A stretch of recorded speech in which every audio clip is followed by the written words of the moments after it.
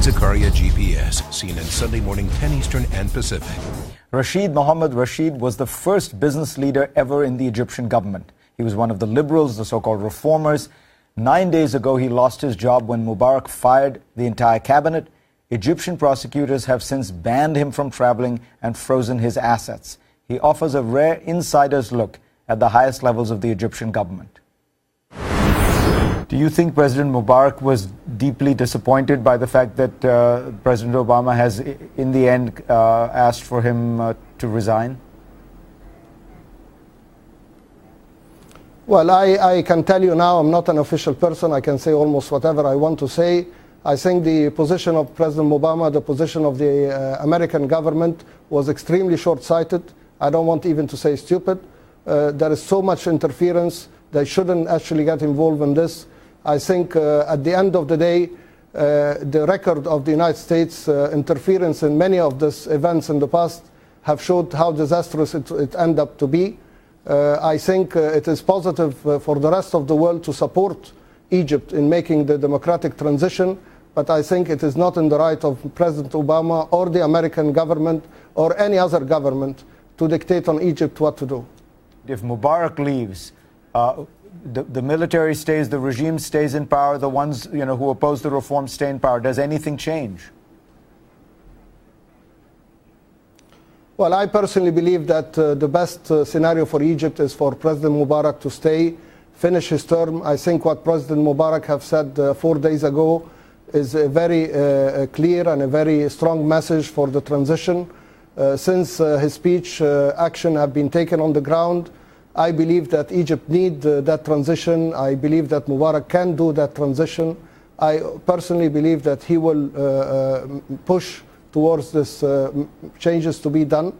And it's not easy. We all know it's not easy, but I believe that the alternative is chaos, and the alternative is just jumping into the unknown.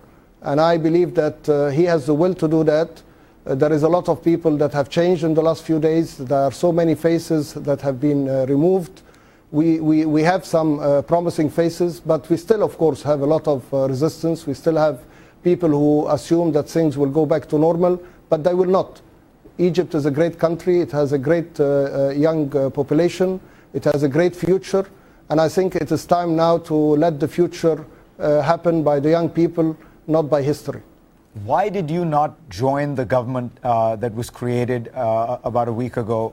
The old government was fired, but you were invited to join the new one. You chose not to. Why? Well, the reality, of course, was that we had to resign the old government on Saturday. On Sunday, the new prime minister invited me to join the government.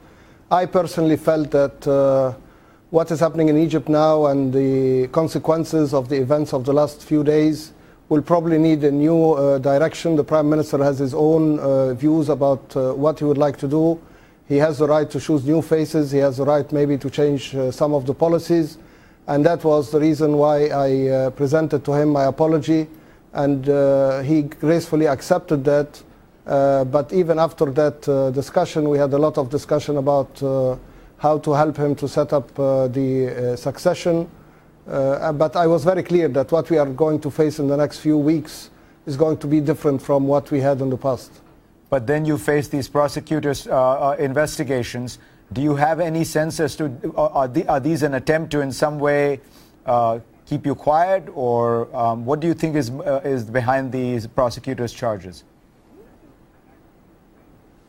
Well, I don't know. I have all respect to our prosecutor, but I only know one thing, that if I was a minister in Egypt on Sunday or Monday morning, I would not have had that situation today. But I believe that this thing will be cleared, and I know that the general prosecutor will be dealing fairly with all the issues. Yeah. Do you worry about the people out on the streets? Do you worry that this is a Muslim Brotherhood movement that will take over the country and turn it into a kind of Islamic state? Well, we have many challenges. It is well known that there is, of course, a strong Muslim Brotherhood movement. We are all aware that what is the agenda that they have. But I genuinely believe that what we have seen in the last 10 days have been initiated by the young people of Egypt that were probably, as I said, were restricted despite the political reform that have been happening of having a voice and a share. The system were not allowing them enough. Although that we have made so many political changes and opening up, everybody knows that the Facebook have been one of the many important factors that made this happen. But Facebook was an outcome of the political reform. Egypt have never restricted internet. Egypt have opened up freedom of speech. I think we need to trust now in the young people of Egypt, and we need to trust in that positive spirit that have been created. You said a few days ago that these events have taken Egypt's economy back 10 years. That's a pretty grim prognosis. Do you really think that it will take that long to get back to where you were?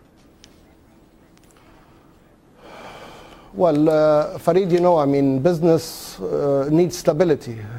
Business needs clarity of direction, and they need definitely a positive environment. Today, unfortunately, we don't have any of those. I believe Egypt has a huge potential. We have worked very hard in the last 6 years to develop the economy.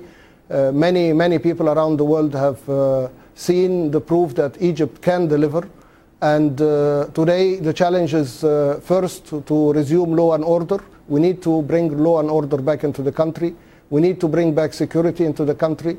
We need to give the right messages to the business in terms of business environment, and that is probably one of the challenges now, especially when many business people are under attack. But also more important than that, we need also to prove that the transition will be smooth, and that's why I believe President Mubarak is key to that. And we need to ensure the business community that at the end of this transition, Egypt will be a stable, democratic, and economically business-friendly society. Rashid, Mohammed Rashid, pleasure to have you on. Thank you very much.